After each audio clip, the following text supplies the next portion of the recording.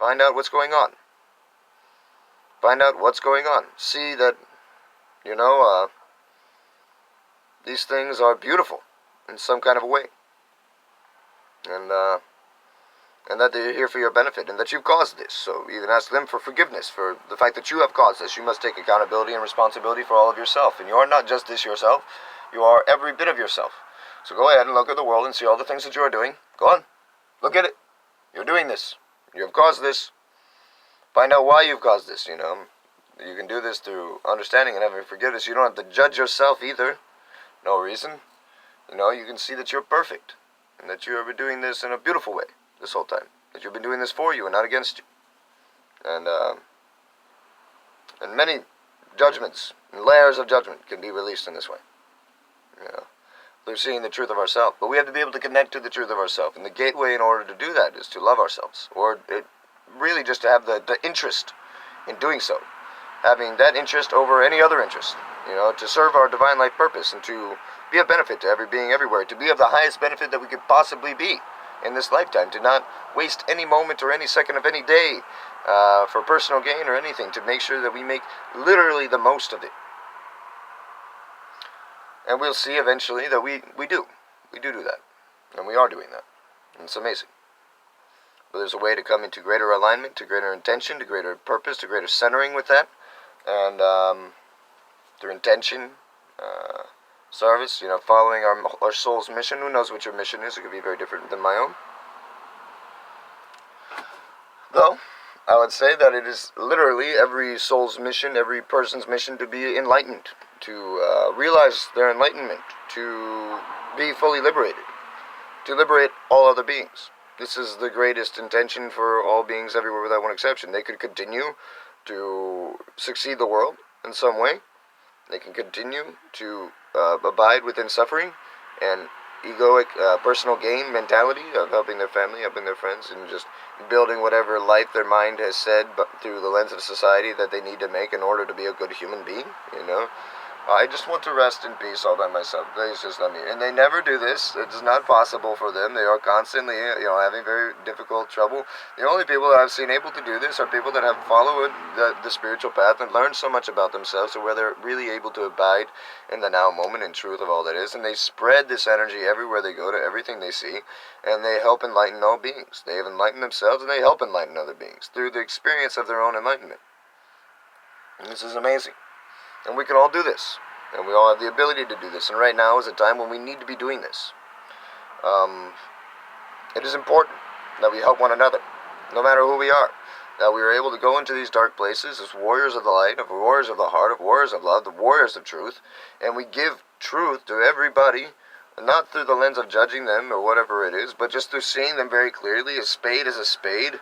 And, being able to tell when, the kettle is black. And that's okay.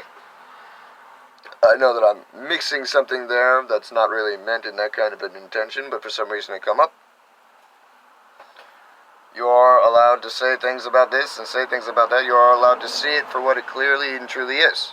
Oh, this man is a thief right now. And yeah, it's possible that that person is a thief right now. Now, are they typically a thief, or are they a wisdom being that is stealing? We can look at different things. It's like, yes, this is definitely the Buddha, and the Buddha is stealing right now. Now, that means that the Buddha is confused in some way. The Buddha doesn't know of his Buddha nature in a certain manner, or maybe the Buddha does, and the Buddha is just like being a heyoka, and just like, I'm doing the wrong thing to teach you the right thing. Who knows? But either way, what we can do is we can offer to them love, we can offer to them light, we can offer to them, if we think that there is something wrong in their path that is off, but we don't have to judge them and condemn them and decide that they can't understand wisdom. We can give them that wisdom. We can give them the key to the freedom of their suffering. It's, if you do it this way, you get you reap what you sow, and so you will sow great fruit. You'll sow good seeds, and you will reap great fruit from these seeds that you've sown. And so this is perhaps something that I'm seeing you do, robbing people and whatnot, and I believe that there's actually a way that would be more sustainable for yourself and for us all. Right now is a time of a great awakening, and there's a deep amount of love in the reservoir of our heart. We must love ourselves and see through these patterns that have caused us to cause harm to ourselves, and we must find out, when we are doing this and when we are causing ourselves suffering and other beings suffering through mindsets that are dividing us, that are separating us, that are bringing us out of unity and harmony with ourselves due to some fear or victim mentality. I wish to build you up as a strong tree. I wish for you to come and join us as family. We are family. We are one. I love you very dearly. And what I do to you is literally what I do to myself. And so I wish to bring this teaching to you so that you can see what you do to others is literally what you're doing to yourself, as we are not separate. And so, as you can see finally, that we are not separate in such a way that you are literally hurting your true self, who you are. You could see your face on my face and you would be like, oh, you'd actually be, looking at what is true of this. We are the same exact being. So love me is to love you. And to love yourself is to love all beings. So loving yourself is very important. And these signs or these ways that I see you expressing are not the ways that I notice a person that is consciously in love with themselves. But there is a piece of yourself that does love you very dearly and is moving you in perfection. And so you can release all judgment of yourself, and you can come to confession of yourself, and you can come to forgiveness for yourself. You can come into harmony with yourself and connect to these amazing pieces within yourself that are very expansive and very gorgeous and very grand, very powerful. And these places that are ancestral, that are past the bloodlines, that are ancestral to your personal mind stream, your star origins, when before even Earth was here, where you come from, where you split from an atom or from the source point, and you went off, as we all went off in many different directions, and then we created this amazing reality from one point to many points, and just phenomenal, expanding outwards as a cycle.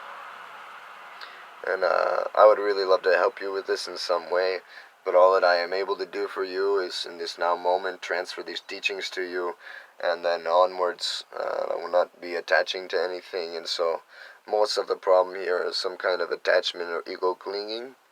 And then I can begin to explain to you, if you would desire, what this means. And if you're willing to listen, then I would love to transfer this information to you. I will not argue with you. I will not fight with you. I am not here to have a discussion with you at this time in certain ways. I'm here to help you to transfer this information if you would like. I don't have the feeling or time right now personally to deal with anything differently, but I love you so dearly. You're really amazing, and maybe I do. Maybe what's going on with you right now. Yes. And so then you can work through, whatever happens there in that moment. Maybe there's something to help with. A lot of the times people want help with personal things that are egoic things, and I'm not really going to help somebody exude or enable their ego. I mean, I can. I mean, that's something I'm good at doing. I was actually a master of the ego. Very good at it. Oh, you want a girl? Let me tell you, this is how you do it. Oh, you want a job? Okay, let me tell you, this is how you do it. You want to own your own business? Okay, let me tell you, this is how you do it. This is how you sell yourself. This is how you present yourself. This is how you shake a hand. This is how you stand. This is what you say. This is how you smile. Let me show you how to do all these things. And this is how you work. You work very good. And, you clean up every day, and you make sure that everything is nice and neat and proper, because these things are the signs of a good worker. These are the things that get people recommended to other things. This is how word of mouth, stems out, and this is how things work in a really powerful fashion. And if you have the mind or the capability to think, then you can learn anything very quickly, and then you can become a master of that thing, and you can go about painting people's houses, fixing people's houses, building them decks. You can do whatever you want. You can do their electrical. All you have to do is be able to sell yourself at this point. Once you have the skill, you're good to go. And you can learn the skill very quickly, actually. You could even learn the skill probably on YouTube if you're that kind of a good learner.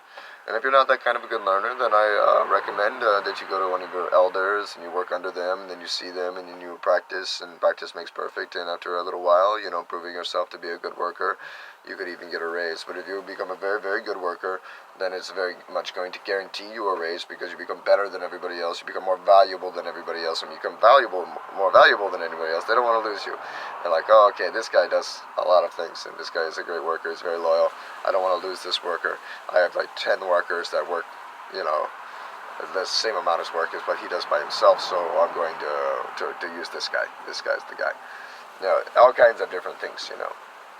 Succeeding in life, succeeding the ego, succeeding in relationships. Oh, you want a friendship? Okay, this is how you have a friendship. You gotta lie. It's the only way to keep a friend, you know. There's nobody really that too real, you know. Eventually they get upset with you. I don't know. I would prefer, actually, if I'm not boosting an ego, I'd be like, no, just be authentic, and you might not have many friends, but the friends that you do have will be good friends, perhaps. Or maybe you'll find that you're way too authentic and way too triggering to anybody, and then you really don't have any friends, so that's okay. You can be a friend. It's way better that way. Me, personally, I like to live in truth. I don't like to live in lie. I don't like to live in illusion, you know. So I'm not looking to boost somebody's ego. It's like, oh, you're looking for a woman. Well, maybe you're really not looking for a woman. Maybe you're looking for yourself. Oh, you want to be called this? Well, maybe you're not really looking to be called this. Maybe you need to just be looking at yourself and see, like, what's going on that's causing this, you know, what's going on with this, what's going on with that. And we can help in those kinds of matters. Well, when you say that you're looking for this, I kind of have trouble believing that this is what your spirit's actually looking for, and I have to wonder why this thing is coming before you realize yourself. I mean, you must realize yourself fully, and then these things blossom on their own, I suppose. For me, you know, I kind of just become more and more self-sustainable. I become more and more doing what I'm doing, you know. It has not been a road that's gotten me plenty of friends or all this stuff. Yes, I mean, I'm a nice guy. I'm very confident now. I could totally do all those things, and people do like me. I do find that people like me a lot. Of course, we don't talk very, very heavy. You know, we don't talk about spirit very much. If we do somehow come into a focus of this, the chances of us coming into a good way very slim, because a realm of arrogance always comes, and it seems to be as if somehow a competition starts up. Now, I'm just expressing myself authentically, but they want to challenge it. They're like, you can't say this stuff about yourself. You can't say that you've understood these things. You can't say that you've experienced these things. I'm just, you know, like, I'm like listing my credentials in some way. You know, when I had this experience and when I had this experience, I realized this. But the things that I've realized seem so great that people are like, no, you can't say this. You cannot say that you realize this. Alright, well, let me say that I didn't realize this, but I know this. No, you can't say that you know it. Now we're all caught up.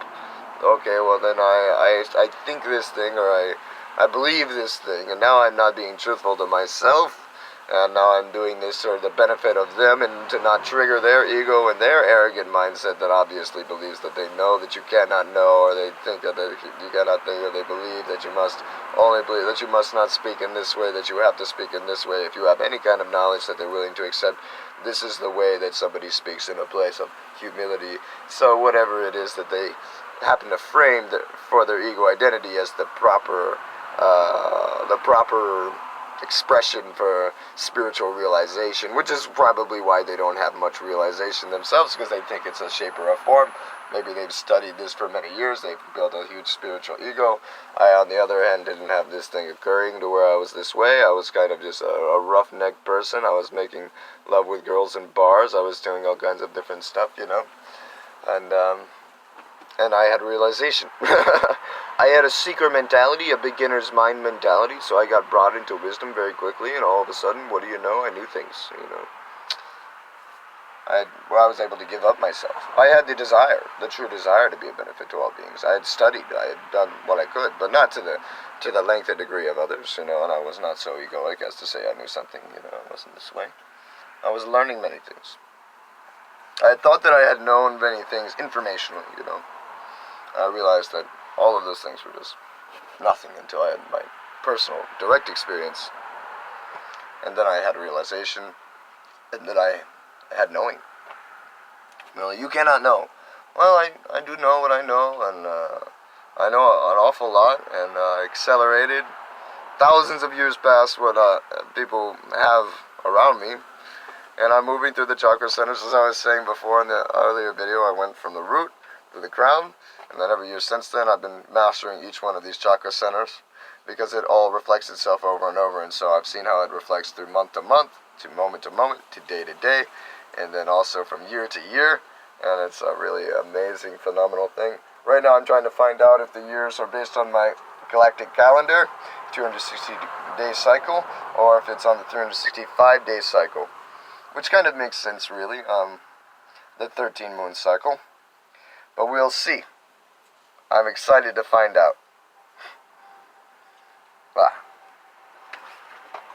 Oh, feeling really good. Oh, been bent over for a while. This was nice. Just wake up in the morning, do a little 50-minute video. Wonder if there's more that needs to come through at this moment. I'm starting to feel kind of a break from the flow, feeling kind of tired, feeling like getting some water, feeling like going to the beach, actually. I like the beach.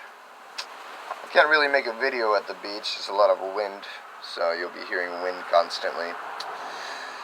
I like to make videos, though, obviously. So anyways, let's finish this with more of what we were talking about with energy bodies. So, moving the energy like this, moving the energy, sharpening it, moving it, getting it faster. As atoms spin very fast, they hit other things that spin very fast, and through that, it makes it spin even faster. Friction, heat energy, faster energy. That's what heat energy is faster energy. So when you build up heat, it's because now you're making the molecules, you're making the atoms, the atomic layer, spin much faster than they were spinning before. You're hitting something like very fast with something that's very fast, and it's making it go even faster. And so we're able to do this with many parts of ourselves. And like I said, our little fingerprints, however it is, the little lines, you can't see them because the camera's not very great probably, but the little lines, they are what allow us to grab energy. So you can look at your fingerprint and you can actually see the way in which it naturally scoops and grabs energy, and it's a really amazing thing. And then you'll know what to do with these different touch points, which ones of these you use for different things, how you use them, how you bring them in, what happens with these things. It's really amazing. The body is shaped in a really phenomenal fashion to its degree of focus, its balance, its code. You may find that people are seemingly imbalanced, however that is, and that can change within the lifetime. This is reflective of what's going on in their energy body. From this side to this side, it's reflective of their imbalance between their male and their female energies, and so they can balance their female energies, they can balance their male energies in this lifetime, they can become perfectly symmetrical, they can show and exude what's going on with this. This is a way that I can tell where somebody is at their path, what's going on with them very, very clearly through the language of no words, which is body posturing, body positioning, hair growth, whatever is going on with these things. You can understand what's happening in different ways. We're not secretive beings. We are exuding our light constantly through every part of ourselves. We exude the truth of ourselves through every part of ourselves. Maybe this is why people would discard people with deformations in the past. I don't know. It doesn't matter. We have them now here. We love them very much. They are very beautiful. They are our teacher, and I honor the amazing beings that are every being everywhere without one exception, and how they're all amazing teachers in here in perfection for all of our growth. But I will say that no matter what happens, if somebody passes or gets a disease early in life or whatever occurs, if there's an abortion, if there's any of these things are perfection. These spirits knew that this was coming. This was their offering to life to provide this kind of a frequency, this kind of a reflection for the benefit of us all. And they love doing this, and I love that they are doing this, and we should be just very thankful and very honoring and feel very blessed, that all these things have happened. So no matter what feeling comes up, maybe it's pain, maybe it's suffering, no reason to turn away from these feelings. Just feel these feelings, see what's going on with these feelings. Learn how to express these feelings and honor these feelings, to know that you're good in these feelings instead of rejecting these feelings and becoming disturbed in yourself because of your rejection. You can just be like, oh yes, I'm feeling very sad right now. Oh yes, I'm feeling a lot of pain right now. Oh yes, I'm feeling very angry right now, very frustrated. Oh yes, I'm feeling very happy, very, very good. A lot of people will even suppress their happiness because they don't want to make other people feel unhappy because of them being so happy. They're like, oh, these people are sad, but I'm very happy. Now I must become sad in order to be with them and have empathy, or else I'll be disturbing them because they were very sad. No, you could be very happy and it'll be okay, You can still empathize, be like, oh, I'm sorry, but, sometimes when people have said somebody has passed away, for some reason I'm happy. And it's like, am I really happy that the person has passed away, or am I just like somehow in this cool heart resonance that says, oh yeah, cool, man, they're moving on, they're moving into the next part of their journey, pretty awesome, pretty wonderful. I don't judge that part of the process. That's a beautiful thing. Deep gratitude. May they have fun on their journey. But then there's the other sign and feeling, the person who's attached to their energy, and the person that's still holding on to their energy, ego clinging to that person. Like, oh, now this person is gone my whole life. I never see them again. And it's like, well, it's okay though. I mean, you're not supposed to anymore. And yeah, it could be sad if you're feeling like, you wanted this thing for the rest of your life. Kind of like somebody who stopped smoking in a sense, he's very sad. Now he doesn't have cigarettes anymore, as myself. And, or whatever it is, But hey, it's okay. It's alright. You are who you are. You're right where you're at. You have everything that you need. They're moving on. Be happy for them, just like a partner that leaves you. It's okay. They're going to have a great time now, and if you need to hurt, then you feel hurt, and you move through it in that way, because that's the teaching. Through this pain and through this suffering, you're going to learn how to not be pained and not to be suffering, or maybe you're going to hold on to a story that thinks that you're a victim, and then you're going to constantly replay that in your mind that, the world has really gone against me here, and it's been very mean to me, and really doesn't love me, and all of these things, and these are all your own stories being projected on the reality around you, instead of seeing the truth of what's occurring, which is it's all been for you, and it's all been for your highest benefit, and eventually you will see, thank goodness all of that happened. If that didn't happen, I wouldn't be here now. And I was lucky to be blessed with such an experience through medicine ceremony, through following my heart, through becoming a bodhisattva and gaining the empowerment through my lama and many lamas and many teachers, and through living a spiritual path in many ways, through walking with God for many years, and through just doing all the things that the books had told me to do, to the T of what they had told me to do them. I was a very well committed student. That's where I will challenge people a lot of the times and say, hey, you're not even following the teachings of your teacher. Why do I say that? Because I have followed the teachings of their teacher, And because I have followed it, I know what it looks like when you do follow it. I followed it to a T. I was OCD. I was the kind of person that had to follow things to a T. I didn't understand how you could possibly say you believe in something without following it to a T. I was lucky to not be a Muslim. I would probably kill infidels, who knows? If that was literally in their book, I don't know. I haven't actually read their book, but people say it is. And I have met people that have the wrath of Islam, and they've yelled and said, bow to me and all kinds of insane things. You will bow to Allah. They have shown me their true expression as I held space for it, and I was like, whoa. Holy moly, I can't believe that happened. And so, I can see that there's definitely some truth, to this thing that is not just jihadist style in other countries, extreme. There's definitely something within the teachings of the books that say this really harsh realities, and I don't feel like being a part of that, really. So I'm happy that it was Christianity and I Jesus to turn the other cheek mentality. Goodness, because if I would have just had Moses, eye for an eye, for tooth for a tooth, oh my goodness. That's a tough one. So I even look at Jews like, are you still, doing burnt sacrifices and offerings, and do you still believe eye for an eye, tooth for a tooth, or, are you going to take my eye out if I accidentally hurt yours? What's going to happen? Or are we going to move into the path of forgiveness? I'm pretty sure that's what that is the path of forgiveness. I like that, And that is what Jesus brought. He brought forgiveness, to say that we are all forgiven, that everything is forgiven. Somebody robs from you, give them also your cloak. Give them the rest of what please also take this. Take this too. Whatever you do. And I feel like that's a beautiful teaching. Maybe you understood karmic relations, saying, the only reason somebody's stealing from you now is because you've stolen from them in the past, and so it's the relieving of your karma, and it's the only way it could possibly happen.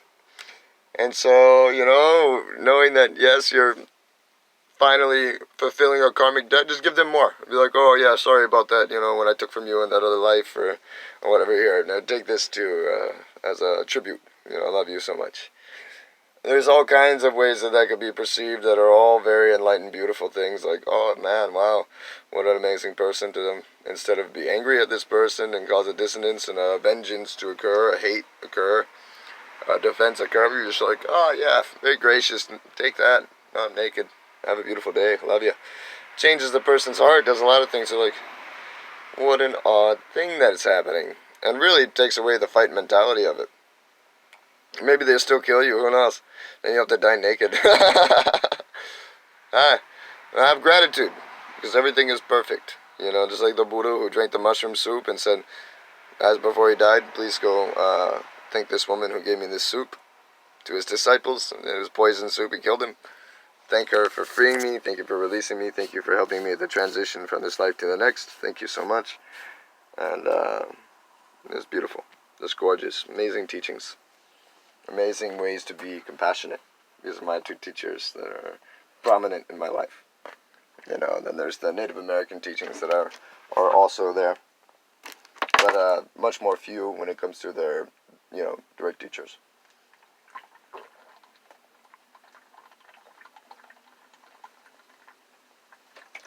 I love the way they lived. But they're also warriors. You know. But like, some of them could be like really warriors.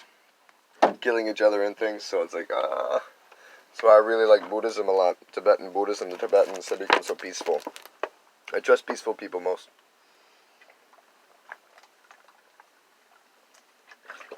Out of all the people in the world, they became the most peaceful. I was like, wow, how amazing.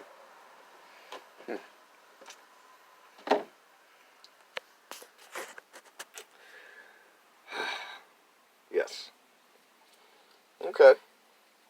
So I'm glad we got some good energy teachings in, a little bit about the body, a little bit about the patterns, a little bit about the perfection of these things, the way that they show themselves. The language of no words is body posture. Our magnetic field is connected to this magnetic field, which is connected to that magnetic field.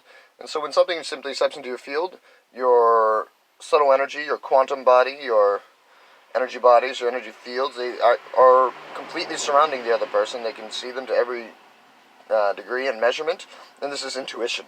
And so when they stand in this way, you know what it means. It's a language that your intuition knows perfectly. It knows exactly what it is.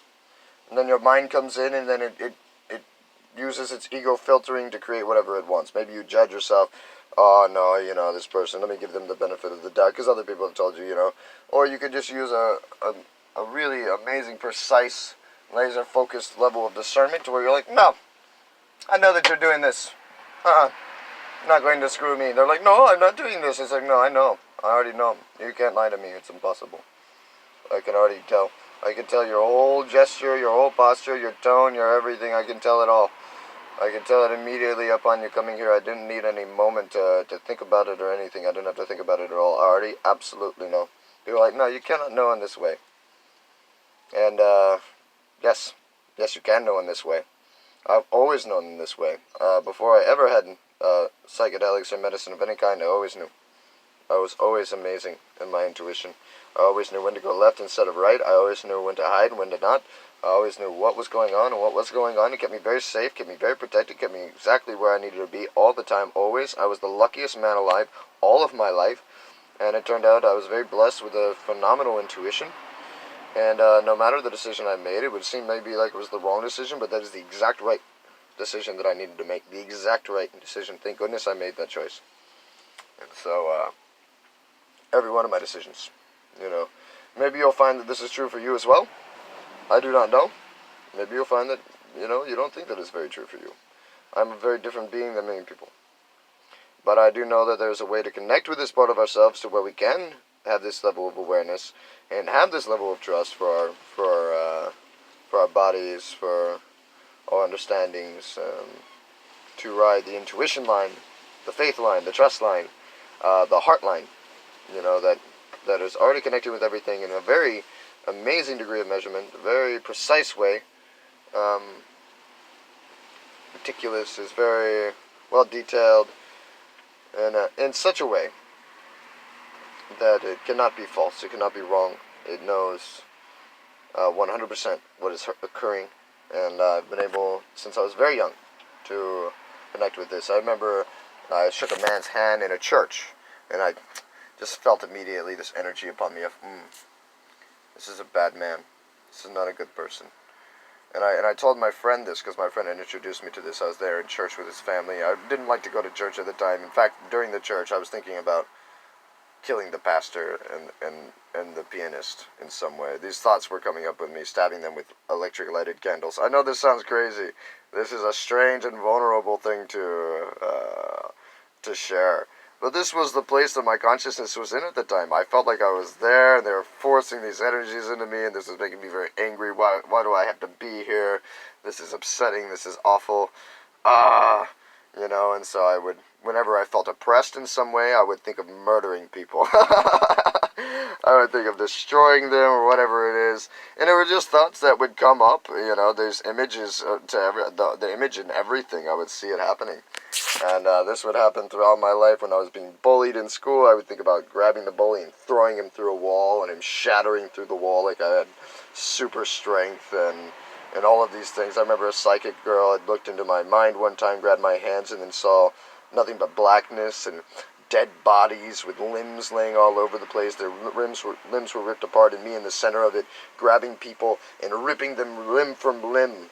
And this was the great amount of anger and hate and upsetness that was within my body at this time. And so this is something I was very aware of for a lot of my life, and something that I had to just live with and deal with. Like, okay, well, you know, I could be very evil, or I could be very good, but obviously I wish to be good. So I guess this is what I will do. And I never harmed anybody, and I never went against anybody in any way. I just had these angers and these hates within me from feeling oppressed, feeling like this was occurring, and even in a church, apparently. It was awful. It's terrible.